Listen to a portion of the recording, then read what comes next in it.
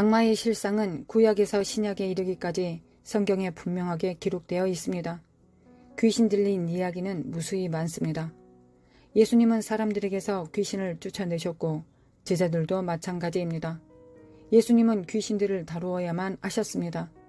병든 자를 치료하는 것에 관한 어떤 경우에도 귀신 들림은 매우 현실적이었습니다.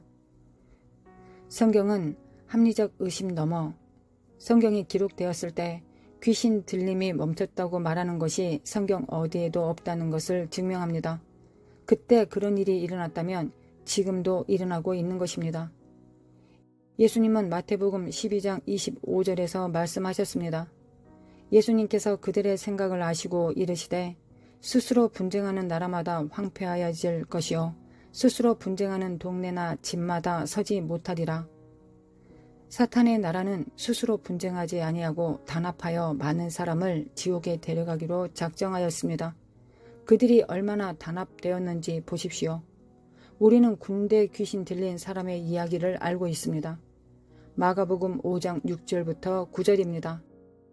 그가 멀리서 예수를 보고 달려와 절하며 큰 소리로 부르짖어 이르되 지극히 높으신 하나님의 아들 예수여 나와 당신이 무슨 상관이 있나이까. 원하건대 하나님 앞에 맹세하고 나를 괴롭히지 마옵소서 하니 이는 예수께서 이미 그에게 이르시기를 더러운 귀신아 그 사람에게서 나오라 하셨습니다. 이에 물으시되 내 이름이 무엇이냐 이르되 내 이름은 군대니 우리가 많음이니이다 하고. 여기서 주목하기를 바라는 것이 있습니다. 귀신이 내 이름은 군대니 우리가 많음이니이다 라고 대답했습니다. 어떻게 단수에서 복수로 바뀌었는지 알아채셨나요? 그들은 단합했습니다. 주목해 보십시오. 군대는 3천과 6천 사이의 악마들을 의미합니다. 이것은 인간의 소용력에 대해 말해줄 수 있습니다. 한 사람 안에 귀신이 얼마나 많이 지배할 수 있습니까? 그 맥락에서 한 사람이 적어도 3천의 악한 영을 수용할 수 있었다고 가정해 봅시다. 사탄의 왕국은 증오와 파괴 위에 세워졌으며 그의 악마들은 하나님의 사랑의 대상인 인간을 미워하기 때문에 인간에 대항하여 연합하여 일합니다. 악마의 주요 목표는 죽이고 파괴하는 것이며 그들은 함께 협력하여 전 세계에 영향력을 전파함으로써 이를 수행합니다. 악마가 독립적으로 일하는 무질서하고 개별적인 무리가 아니라는 것을 이해하는 것이 중요합니다. 오히려 그들은 서로 다른 계급과 수준의 권한을 가진 고도로 조직된 계층을 가지고 있습니다. 그들은 특정 전문 분야를 사용해서 다양한 방식으로 사람들을 공격하고 영향을 미치기 위해 함께 일합니다. 우리는 또한 악마가 인간에 대한 증오 속에서 연합되어 있다는 것을 기억해야 합니다. 그들은 우리 삶에 대한 하나님의 계획을 훼손하기 위해 끊임없이 노력합니다. 그들의 궁극적인 목표는 우리를 하나님으로부터 분리하고 죄와 멸망의 삶으로 이끄는 것입니다. 이제 문제는 왜 일부 기독교인들이 악마에 대한 주제를 피하는가 하는 것입니다. 아마 그것은 인간에게 해를 끼칠 수 있고 심지어 인간을 통제할 수 있는 초자연적인 존재를 인정하는 불편한 주제나 무서운 주제가 될 수 있기 때문일 것입니다. 그러나 우리가 그들의 존재를 무시해도 그들이 사라지지 않습니다. 게다가 일부 기독교인들은 악마의 존재를 전혀 믿지 않습니다. 그들은 귀신 들림에 대한 성경적 설명을 단순히 정신질환이나 다른 신체적 질병을 묘사하는 것으로 볼 수 있다고 생각합니다. 그렇습니다. 모든 고통이 귀신에 의해 야기되는 것은 아니라는 것은 사실입니다. 성경은 질병과 귀신 들림을 명확하게 구분합니다. 마가복음 1장 23절부터 26절에서 예를 들어 더러운 귀신 들린 사람이 초자연적인 힘과 악마의 목소리로 말할 수 있는 능력이 있는 것으로 묘사됩니다. 이것은 알려진 신체적 또는 정신적 질병의 증상이 아닙니다. 마태복음 12장 43절부터 45절입니다. 더러운 귀신이 사람에게서 나갔을 때 물 없는 곳으로 다니며 쉬기를 구하되 쉴 곳을 얻지 못하고 이에 이르되 내가 나온 내 집으로 돌아가리라 하고 와보니 그 집이 비고 청소되고 수리되었거늘 이에 가서 저보다 더 악한 귀신 7을 데리고 들어가서 거하니 그 사람의 나중 형편이 전보다 더욱 심하게 되느니라. 이 악한 세대가 또한 이렇게 되리라.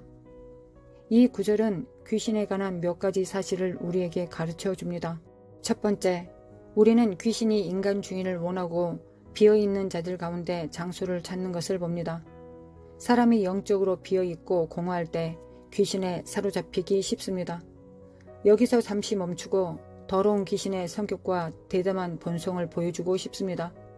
더러운 귀신은 내가 나온 내 집으로 돌아가리라고 말합니다. 더러운 귀신은 사람의 몸을 자기가 창조하지 않았는데도 자기 집이라고 합니다. 사람의 몸을 그가 사지 않았고 사람의 몸에 대한 권리가 없는데도 자기 집이라고 하는 것입니다. 바로 거기에 악한 영의 본성이 있고 더 나아가 그것은 타락한 루시퍼의 본성입니다. 루시퍼는 그가 받을 자격도 없고 권리도 없는 숭배를 원했다는 것을 기억하십시오. 내가 나온 내 집으로 돌아가리라. 이 말은 대담함의 극치입니다.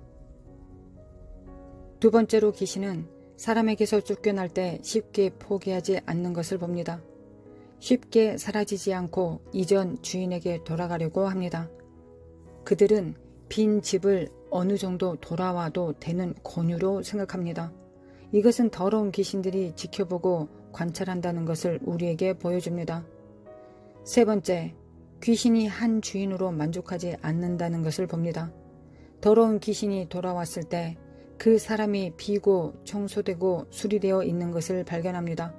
그 사람은 영적으로 비고 공허한 상태입니다.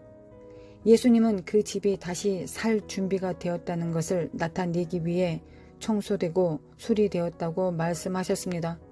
그의 집은 다시 이사올 준비가 되었습니다. 그러나 귀신은 우리가 예상할 수 있는 것처럼 즉시 돌아오지 않습니다. 이것은 귀신이 얼마나 계산적인 자인지 우리에게 보여줍니다.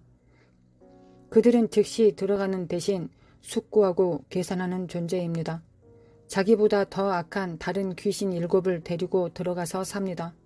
즉시 이동하는 대신에 자신보다 더 악한 다른 귀신 친구를 찾은 다음 그 사람을 함께 소유합니다. 우리는 악의 왕국의 응집력 있는 속성을 볼 수 있습니다. 그들은 함께 일하고 더 나아가 동거하는 연합된 팀입니다. 또한 이 악한 영이 자신보다 더 악한 영을 얻는 것을 봅니다. 모든 귀신들은 같지 않습니다. 이 성경 구절은 다른 영의 사악함의 수준이 있음을 어느 정도 시사해주고 있습니다. 일부 악한 영은 다른 악한 영보다 더 사악합니다. 성경에서도 영이 우리 세상에 영향을 미칠 수 있음을 봅니다.